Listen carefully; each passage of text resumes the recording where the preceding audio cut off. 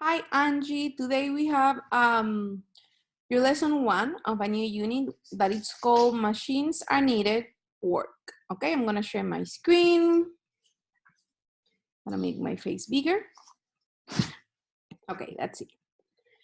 Okay, in your lesson, it tells you about a temple. That temple that King Solomon built. It was like you could say the first church in a way where they would make the Jews would make sacrifices. This was many years before Jesus was born, but how did they build it? Because they didn't have that technology that we have right now. Okay, but they did have a type of machines. They're called simple machines. Okay, and you don't usually don't think of them as machines because you see them everywhere, like a screw or a wedge, which is what makes an axe cut something, a wedge, a lever, like a seesaw or a pulley, an inclined plane, different things, the wheel, the axle, that let them lift heavy rocks or put wooden words together or carry stones, okay? So they use this type of machines called simple machines, okay? And for the vocabulary of the day, we have these words, okay? The first word is force. Force means fuerza. It means when you push or you pull an object to move it, okay?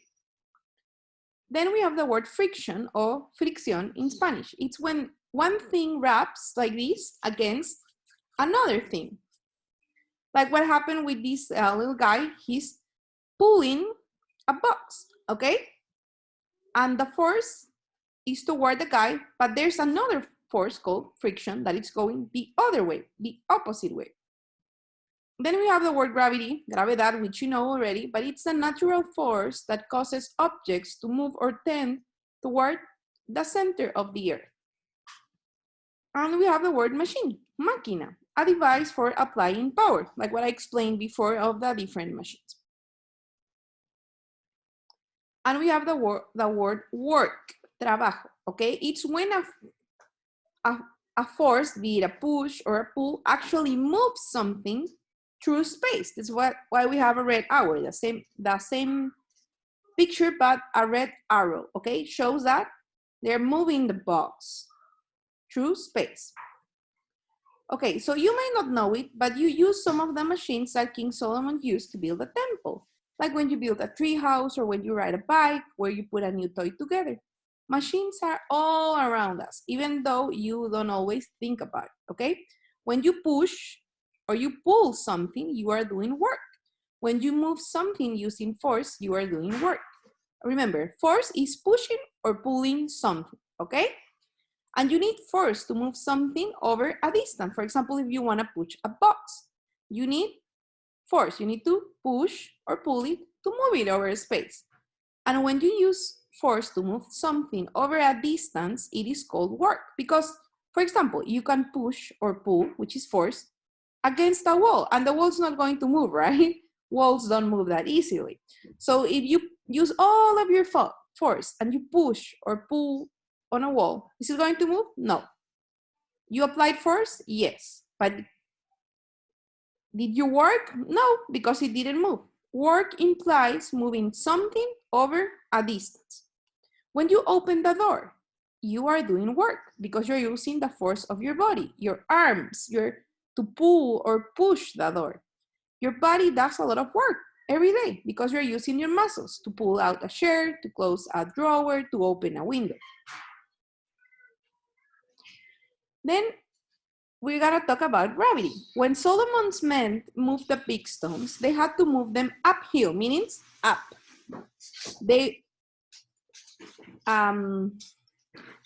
Their work would have been easier if they had to move the stones downhill, meaning down the hill, okay?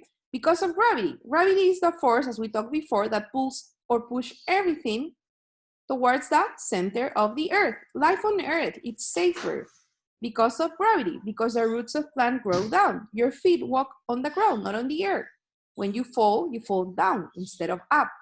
Water runs downhill in rivers. If you throw a ball in the air, it's gonna come back down, not up. It is easier, thanks to gravity, to carry something downstairs instead of upstairs. That's because of gravity. Because gravity pulls down. You have to do less work when you're moving something down, but when you're moving something up, it feels heavier, right? You have to do more work. So when you move something down, gravity works with you, it helps you. But when you move something up, you are working against gravity. So you need to do more work. It's difficult. Then we have friction, okay? Here I have a picture of someone going down a sled in the snow. Okay, so when someone goes downhill with a sled in the snow and they hit the bottom, the sidewalk, what happens? The sled stops, but why? When you're in the snow, gravity pulls you down the hill, but then another force stops you, and that's friction, okay? Friction is the force that happens when two things rub against each other, okay? Like this. Friction always works in the opposite direction of movement, okay?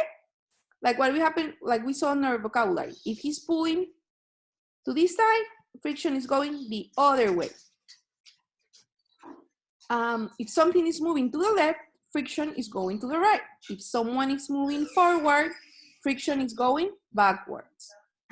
Okay, if friction is moving to the right, if something is moving to the right, friction is moving to the left. Always the opposite side. If you slide down, friction is moving up. That's what's happening with the sled. There is less friction when things are smooth and more friction when things are rough. That's why when you slide down a hill that's full of snow, snow is smooth, so you're going really fast.